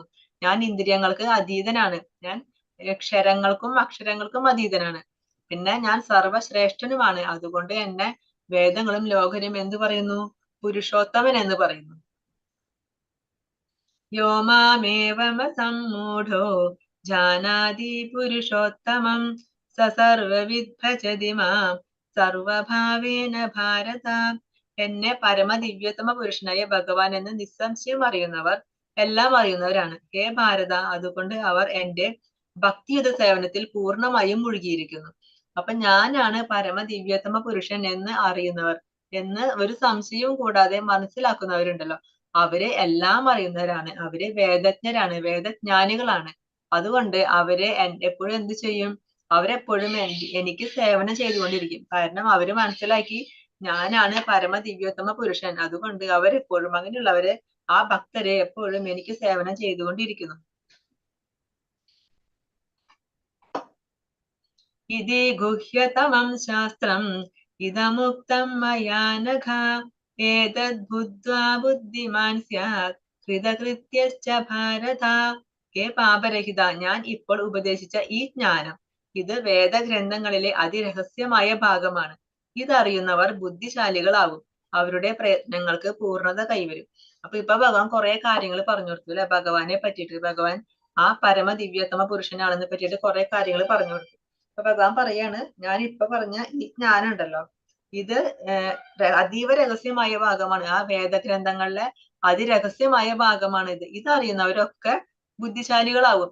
അവർക്ക് അവരുടെ പ്രയത്നങ്ങൾക്ക്, അവരെന്ത് കർമ്മം ചെയ്താലും, അവരെന്ത് എഫക്റ്റ് എടുത്താലും അതെല്ലാം പൂർണ്ണത കൈവരും. കാരണം അവരെന്ത് ചെയ്യുമ്പോഴും ആ പൂർണ്ണ ജ്ഞാനത്തോടെ ആയിരിക്കും. ഈ ജ്ഞാനം മനസ്സിലാക്കി, അതിരഹസ്യമായ ഈ ജ്ഞാനം മനസ്സിലാക്കിയ ആ പൂർണ്ണ ജ്ഞാനത്തോടെ ആയിരിക്കും അവരെന്തും ചെയ്യുന്നത്. അവര് ബുദ്ധിയോട് കൂടി പ്രവർത്തിക്കും. അതുകൊണ്ട് എന്താണ്, അവരുടെ എല്ലാ കർമ്മങ്ങൾക്കും പൂർണ്ണത കൈവരും. പരമപുരുഷന്റെ ഈ തത്വശാസ്ത്രം പഠിച്ചറിഞ്ഞ് ഭഗവത് സേവന നിരതരാകുന്നവർക്ക് ഭൗതിക പ്രകൃതിയുടെ ത്രിഗുണങ്ങളുടെ ബാധയിൽ നിന്നൊഴിയാം. അപ്പൊ നമുക്ക് ഈ ഭൗതിക പ്രകൃതിയുടെ ത്രിഗുണങ്ങളുടെ ബാധയിൽ നിന്നൊഴിയാം. കാരണം നമുക്ക് പിന്നെ ഈ ഭൗതിക ലോകത്ത് തിരിച്ചു വരേണ്ട ആവശ്യം വരില്ല. ഭഗവാനെ കുറിച്ചുള്ള ജ്ഞാനം നേടിക്കഴിഞ്ഞാൽ, ഭഗവാനെ സേവനം ചെയ്തു കഴിഞ്ഞാൽ പിന്നെ നമുക്ക് ഈ ഭൗതിക ലോകത്ത് തിരിച്ചു വരേണ്ട ആവശ്യം വരില്ല. ആധ്യാത്മികമായ ഒരു ജ്ഞാനത്തിന്റെ പ്രക്രിയയാണ് ഭക്തിപൂർവമായ ഭഗവത് സേവനം. അത് നടത്തുന്നിടത്ത് ഭൗതിക മാലിന്യം നിലനിൽക്കില്ല. അപ്പൊ നമ്മൾ ഭഗവാനെ സേവനം ചെയ്യുന്നിടത്ത് ഭൗതികമായ മാലിന്യം നിലനിൽക്കില്ല. ഭഗവത് സേവനവും ഭഗവാനും ആധ്യാത്മികമായത് കൊണ്ട് ഒന്ന് തന്നെ. ഭഗവാന്റെ ഭഗവാന് നമ്മൾ ചെയ്യുന്ന ആ സേവനം, ഭഗവത് സേവനം, അതും ഭഗവാനും തമ്മിൽ വ്യത്യാസമില്ല. നമ്മൾ ഭഗവാന് സേവനം ചെയ്താൽ അത് നേരിട്ട് ഭഗവാൻ സ്വീകരിക്കും. അത് രണ്ടും ആധ്യാത്മികമാണ്. അത് രണ്ടും ഒന്ന് തന്നെയാണ്. ഭഗവാന്റെ അന്തരംഗ ശക്തിയിലാണ് ഭക്തിയുത സേവനം നടക്കുന്നത്. ഭഗവാന്റെ അന്തരംഗ ശക്തിയിലാണ് ഈ സേവനം നടക്കുന്നത്. അപ്പൊ നമ്മൾ ഭഗവാന് സേവനം ചെയ്യുമ്പോ അത് ഭഗവാൻ അപ്പൊ തന്നെ സ്വീകരിച്ചു കഴിഞ്ഞു. ഭഗവാന്റെ അന്തരംഗ ശക്തിയിൽ ഭഗവാൻ ആ സേവനം സ്വീകരിച്ചു കഴിഞ്ഞു. ബുദ്ധിമാനും വിശുദ്ധനും ആവാനായി ഏതൊരാളും കൃഷ്ണാവബോധം ഉൾക്കൊള്ളുകയും ഭക്തി സേവനം അനുഷ്ഠിക്കുകയും വേണം. അപ്പൊ നമുക്ക് ബുദ്ധിമാനാവണം, അതുപോലെ വിശുദ്ധനാവണം. നമ്മുടെ പാപങ്ങളൊക്കെ മാറി, നമ്മുടെ മാലിന്യമൊക്കെ മാറി നമ്മൾ ശുദ്ധരാവണമെങ്കിൽ, നമ്മൾ പരിശുദ്ധരാവണമെങ്കിൽ എന്ത് വേണം? അതിന് നമ്മൾ കൃഷ്ണാവബോധം ഉൾക്കൊള്ളണം. അങ്ങനെ ഭഗവാന് സേവനം അനുഷ്ഠിക്കണം. ഭഗവാന് സേവനം അനുഷ്ഠിച്ചാൽ മാത്രമേ നമുക്ക് പരിശുദ്ധി കൈവരുള്ളൂ. കൃഷ്ണനെ മനസ്സിലാക്കി ഭക്തിയുത സേവനത്തിൽ ഏർപ്പെടാത്തിടത്തോളം കാലം അസാമാന്യ ദൃഷ്ടിയ ബുദ്ധിമാനായിരുന്നാലും അയാളെ ആ നിലയ്ക്ക് അംഗീകരിക്കാൻ വയ്യ. ഇനിയിപ്പോ ബുദ്ധിയുള്ള ആളാണെങ്കിൽ കൂടെ ഭഗവാനെ മനസ്സിലാക്കി ഭഗവാനെ സേവനം ചെയ്യുന്നില്ല എന്നുണ്ടെങ്കിൽ ആ ബുദ്ധി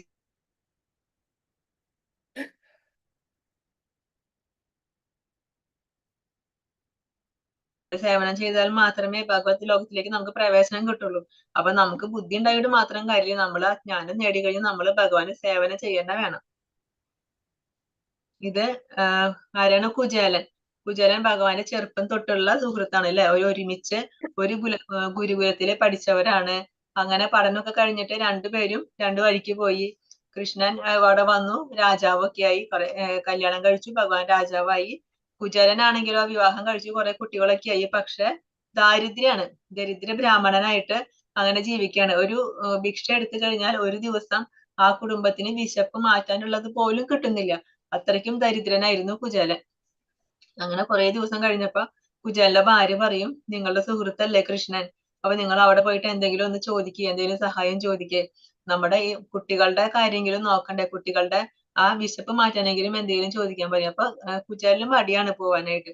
അപ്പൊ പറയും, ഇല്ല ഞാൻ പോവില്ല എന്നൊക്കെ പറയും. അങ്ങനെ കുറെ ദിവസം നിർബന്ധിക്കുമ്പോ ഒരു ദിവസം ഭാര്യ ഭയങ്കരമായിട്ട് നിർബന്ധിക്കുമ്പോ എന്നാ ശരി പോകാം എന്ന് വിചാരിച്ചിട്ട് സമ്മതിക്കും. അപ്പൊ ഭാര്യ എന്ത് ചെയ്യും? അടുത്തുള്ള വീടുകളിലൊക്കെ പോയി അരി ഇത് കൊണ്ടുവന്നിട്ട് അവലുണ്ടാക്കും. അത് ഇടിച്ച് അവലുണ്ടാക്കിയിട്ട് കൊണ്ടുപോവുക. അതില് കല്ലും മണ്ണും ഒക്കെ നിറഞ്ഞ ആ ഒരു കിഴി അവലും കൊണ്ട് അത് കുറെ നടന്ന് കഷ്ടപ്പെട്ട് ഇവിടെ എത്തി, ദ്വാരകയിൽ എത്തി. അപ്പൊ അവിടെ ചെല്ലുമ്പോ ദ്വാരപാലകര് നോക്കുമ്പോ കൃഷ്ണന്റെ സുഹൃത്ത്, പക്ഷെ നോക്കുമ്പോ ഈ കീറിയ ചേലെടുത്തത് കൊണ്ടാണ് കുചേലൻ എന്ന് പറയുന്നത്. അതായത് വസ്ത്രമൊക്കെ കീറിയ വസ്ത്രം, ആകെ അഴുക്ക് പിടിച്ച വസ്ത്രം. ഇതാണോ കൃഷ്ണന്റെ സുഹൃത്തെ? ഒരിക്കലും ആവില്ല എന്ന് വെച്ചിട്ട് അവര് സമ്മതിക്കില്ല, കയറ്റി വിടില്ല ഉള്ളിലേക്ക്, ഇല്ല പൊക്കളാന്നൊക്കെ പറയും. പക്ഷെ ഭഗവാൻ അറിഞ്ഞു, അകലെ നിന്ന് തന്നെ ഭഗവാൻ കണ്ടു. ഭഗവാൻ എന്ത് ചെയ്യും? ഓടി വരും കുചേലന്റെ അടുത്തേക്ക്, ഓടി വന്നിട്ട് കെട്ടിപ്പിടിക്കും. അങ്ങനെ അവര് സന്തോഷത്തോടെ കരയുന്നാണ് പറയുന്നത് ഭഗവാൻ. അങ്ങനെ കുചേലന്റെ കാലൊക്കെ കഴുകി കൊടുക്കും ഭഗവാൻ. അത് കഴിഞ്ഞ് അവിടെ ഇരുത്തി വിശ്രമിക്കും, വീശി കൊടുക്കും, വിശ്രമിക്കും. അങ്ങനെ പിന്നെ അവർ സംസാരിച്ച് കുറെ പണ്ടത്തെ കാര്യങ്ങളൊക്കെ പറഞ്ഞ് സംസാരിച്ചിരുന്നു. അപ്പൊ ഞാൻ കൃഷ്ണൻ ചോദിക്കാണ്, അല്ല നീ സുധാമ, നീ എനിക്കൊന്നും കൊണ്ടുവന്നിട്ടില്ലേ? എന്നെ കാണാൻ വന്നിട്ട് ഇത്രയും ദൂരെ നിന്ന് വന്നിട്ട്. അപ്പൊ കുചേലനൊരു മടി, ഈ വലിയ ബംഗ്ലാവും കൃഷ്ണന്റെ ഈ അവസ്ഥ ഇതൊക്കെ കാണുമ്പോ ഈ അവല് കൊടുക്കാനായിട്ട് ഒരു മടി. അപ്പൊ കുചേലൻ അത് കൊടുക്കില്ല. പക്ഷെ ഭഗവാൻ അത് കണ്ടുപിടിച്ചു. എന്നിട്ട് വേഗം ഭഗവാൻ അതിൽ നിന്ന് എടുത്തിട്ട് ആദ്യം ഒരു പിടി കഴിക്കും. അത് കഴിഞ്ഞ് രണ്ടാമത് കഴിക്കാൻ നോക്കുമ്പോഴേക്കും രുക്മിണി കയ്യിൽ പിടിക്കും. വേണ്ട, ഇനി കഴിക്കാൻ പാടില്ല എന്ന് പറഞ്ഞിട്ട്. അത് കഴിഞ്ഞിട്ട് കുചേലൻ അവിടെ വിശ്രമിക്കും. വിശ്രമിച്ച് കഴിഞ്ഞിട്ട് കൃഷ്ണൻ പറയാ, ശരി അപ്പൊ സുധാമ നീ ഇനി പോവായില്ലേ എന്ന് ചോദിക്കും. അപ്പൊ സുധാമയ്ക്ക് ഒന്നും ചോദിക്കാൻ പറ്റുന്നില്ല. എന്തിനാണോ വന്നത് സഹായം ചോദിച്ചിട്ട്, പക്ഷെ ചോദിക്കാനായിട്ട് പറ്റുന്നില്ല, ഒരു മടി. അപ്പൊ ഇങ്ങനെ പറയുമ്പോ കൃഷ്ണൻ പറയുമ്പോ ശരി പോവാണ് എന്നൊക്കെ പറഞ്ഞ് യാത്രയൊക്കെ പറഞ്ഞ് വീണ്ടും കെട്ടിപ്പിടിച്ച് പോകും. അപ്പൊ തിരിച്ചു പോകുമ്പോ കുചേലൻ വിഷമിച്ചുകൊണ്ടാ പോകുന്നത്. കാരണം ഇനി ഞാൻ എന്തു പറയും ഭാര്യയോട്, ഞാൻ ഇനി എന്തു പറയും അവര് ചോദിക്കുമ്പോ. ഞാൻ വെറുതെ വന്നു, ഒന്നും ഒരു സഹായം സ്വീകരിക്കാണ്ടല്ലേ ഞാൻ പോണേ, ഒന്നും വാങ്ങിയില്ലല്ലോ എന്നൊക്കെ വിചാരിച്ച് വിഷമത്തിൽ പോവാണ്. പക്ഷെ അവിടെ ചെല്ലുമ്പോ എന്താ, അവിടെ ചെന്നപ്പോ കുചേലന്റെ വീടിന് പകരം അവിടെ ഒരു വലിയ ബംഗ്ലാവ്. അതുപോലെ ഭാര്യയാണെങ്കിൽ നിറയെ ആഭരണങ്ങളൊക്കെ ധരിച്ച് നല്ല പട്ടുവസ്ത്രമൊക്കെ എടുത്തിട്ടിരിക്കണു. മക്കളാണെങ്കിൽ നല്ല വസ്ത്രങ്ങളൊക്കെ ധരിച്ച് വിശപ്പൊന്നും ഇല്ലാണ്ട് നന്നായി ഭക്ഷണമൊക്കെ കഴിച്ച് അങ്ങനെ ഇരിക്കുന്നു. അപ്പോഴാണ് കുചേലൻ മനസ്സിലാക്കുന്നത്, ഭഗവാനോട് ഞാൻ ഒന്നും ചോദിച്ചില്ല, പക്ഷെ ഞാൻ എന്താണ് ചോദിക്കാൻ ഉദ്ദേശിച്ചത് അതിലൊക്കെ എത്രയോ ഇരട്ടി ഭഗവാൻ തന്നു. അപ്പൊ അതാണ് ഭഗവാൻ. ഭഗവാൻ അറിയാം നമുക്ക് എന്താണ് വേണ്ടതെന്ന്. നമ്മൾ അങ്ങോട്ട് ചോദിക്കേണ്ട ആവശ്യമൊന്നുമില്ല. നമുക്ക് എന്താണ് വേണ്ടതെന്ന് നമ്മളേക്കാൾ നന്നായിട്ട് ഭഗവാൻ അറിയാം. അപ്പൊ അതിനനുസരിച്ചിട്ട് ഭഗവാൻ നമുക്ക് തരും. അങ്ങനെ കുചേലന് പിന്നെ പക്ഷെ കുചേലന് വീണ്ടും ഇതൊക്കെ കിട്ടിയല്ലോ വെച്ചാൽ വീണ്ടും അഹങ്കാരം ഒന്നും വരില്ല. വീണ്ടും പഴയ പോലെ തന്നെ ഭഗവാന് സേവനം ചെയ്ത് ഭഗവാന് ഭക്തി സേവനങ്ങളൊക്കെ ചെയ്ത് അത്രയും നല്ല ഭക്തനായി തന്നെ കുചേലൻ വീണ്ടും ആ ശിഷ്ടകാലം ജീവിക്കും. അപ്പൊ നമ്മൾ എന്ത് ചെയ്യാ, നമ്മള് ഭഗവാന്റെ സേവനം ചെയ്യാം. ഭഗവാൻ അറിയാം നമുക്ക് എന്താണ് വേണ്ടതെന്ന്. അതിനനുസരിച്ചിട്ട് നമുക്ക് ആവശ്യമുള്ളതൊക്കെ ഭഗവാൻ നമുക്ക് തരും. ഹരേ കൃഷ്ണ കൃഷ്ണ കൃഷ്ണ ഹരേ ഹരേ, ഹരേ രാമ രാമ രാമ ഹരേ ഹരേ. വാഞ്ചാകൽപതരുഭ്യശ്ച കൃപാ സിന്ധുഭ്യ ഏവ ച പതിതാനാം പാവനേഭ്യോ വൈഷ്ണവേഭ്യോ നമോ നമഃ. അനന്തകോടി വൈഷ്ണവ ഭക്തവൃന്ദ കി ജയ്. ശ്രീല പ്രഭുപാദ് കി ജയ്. ഗുരുദേവ് കി ജയ്.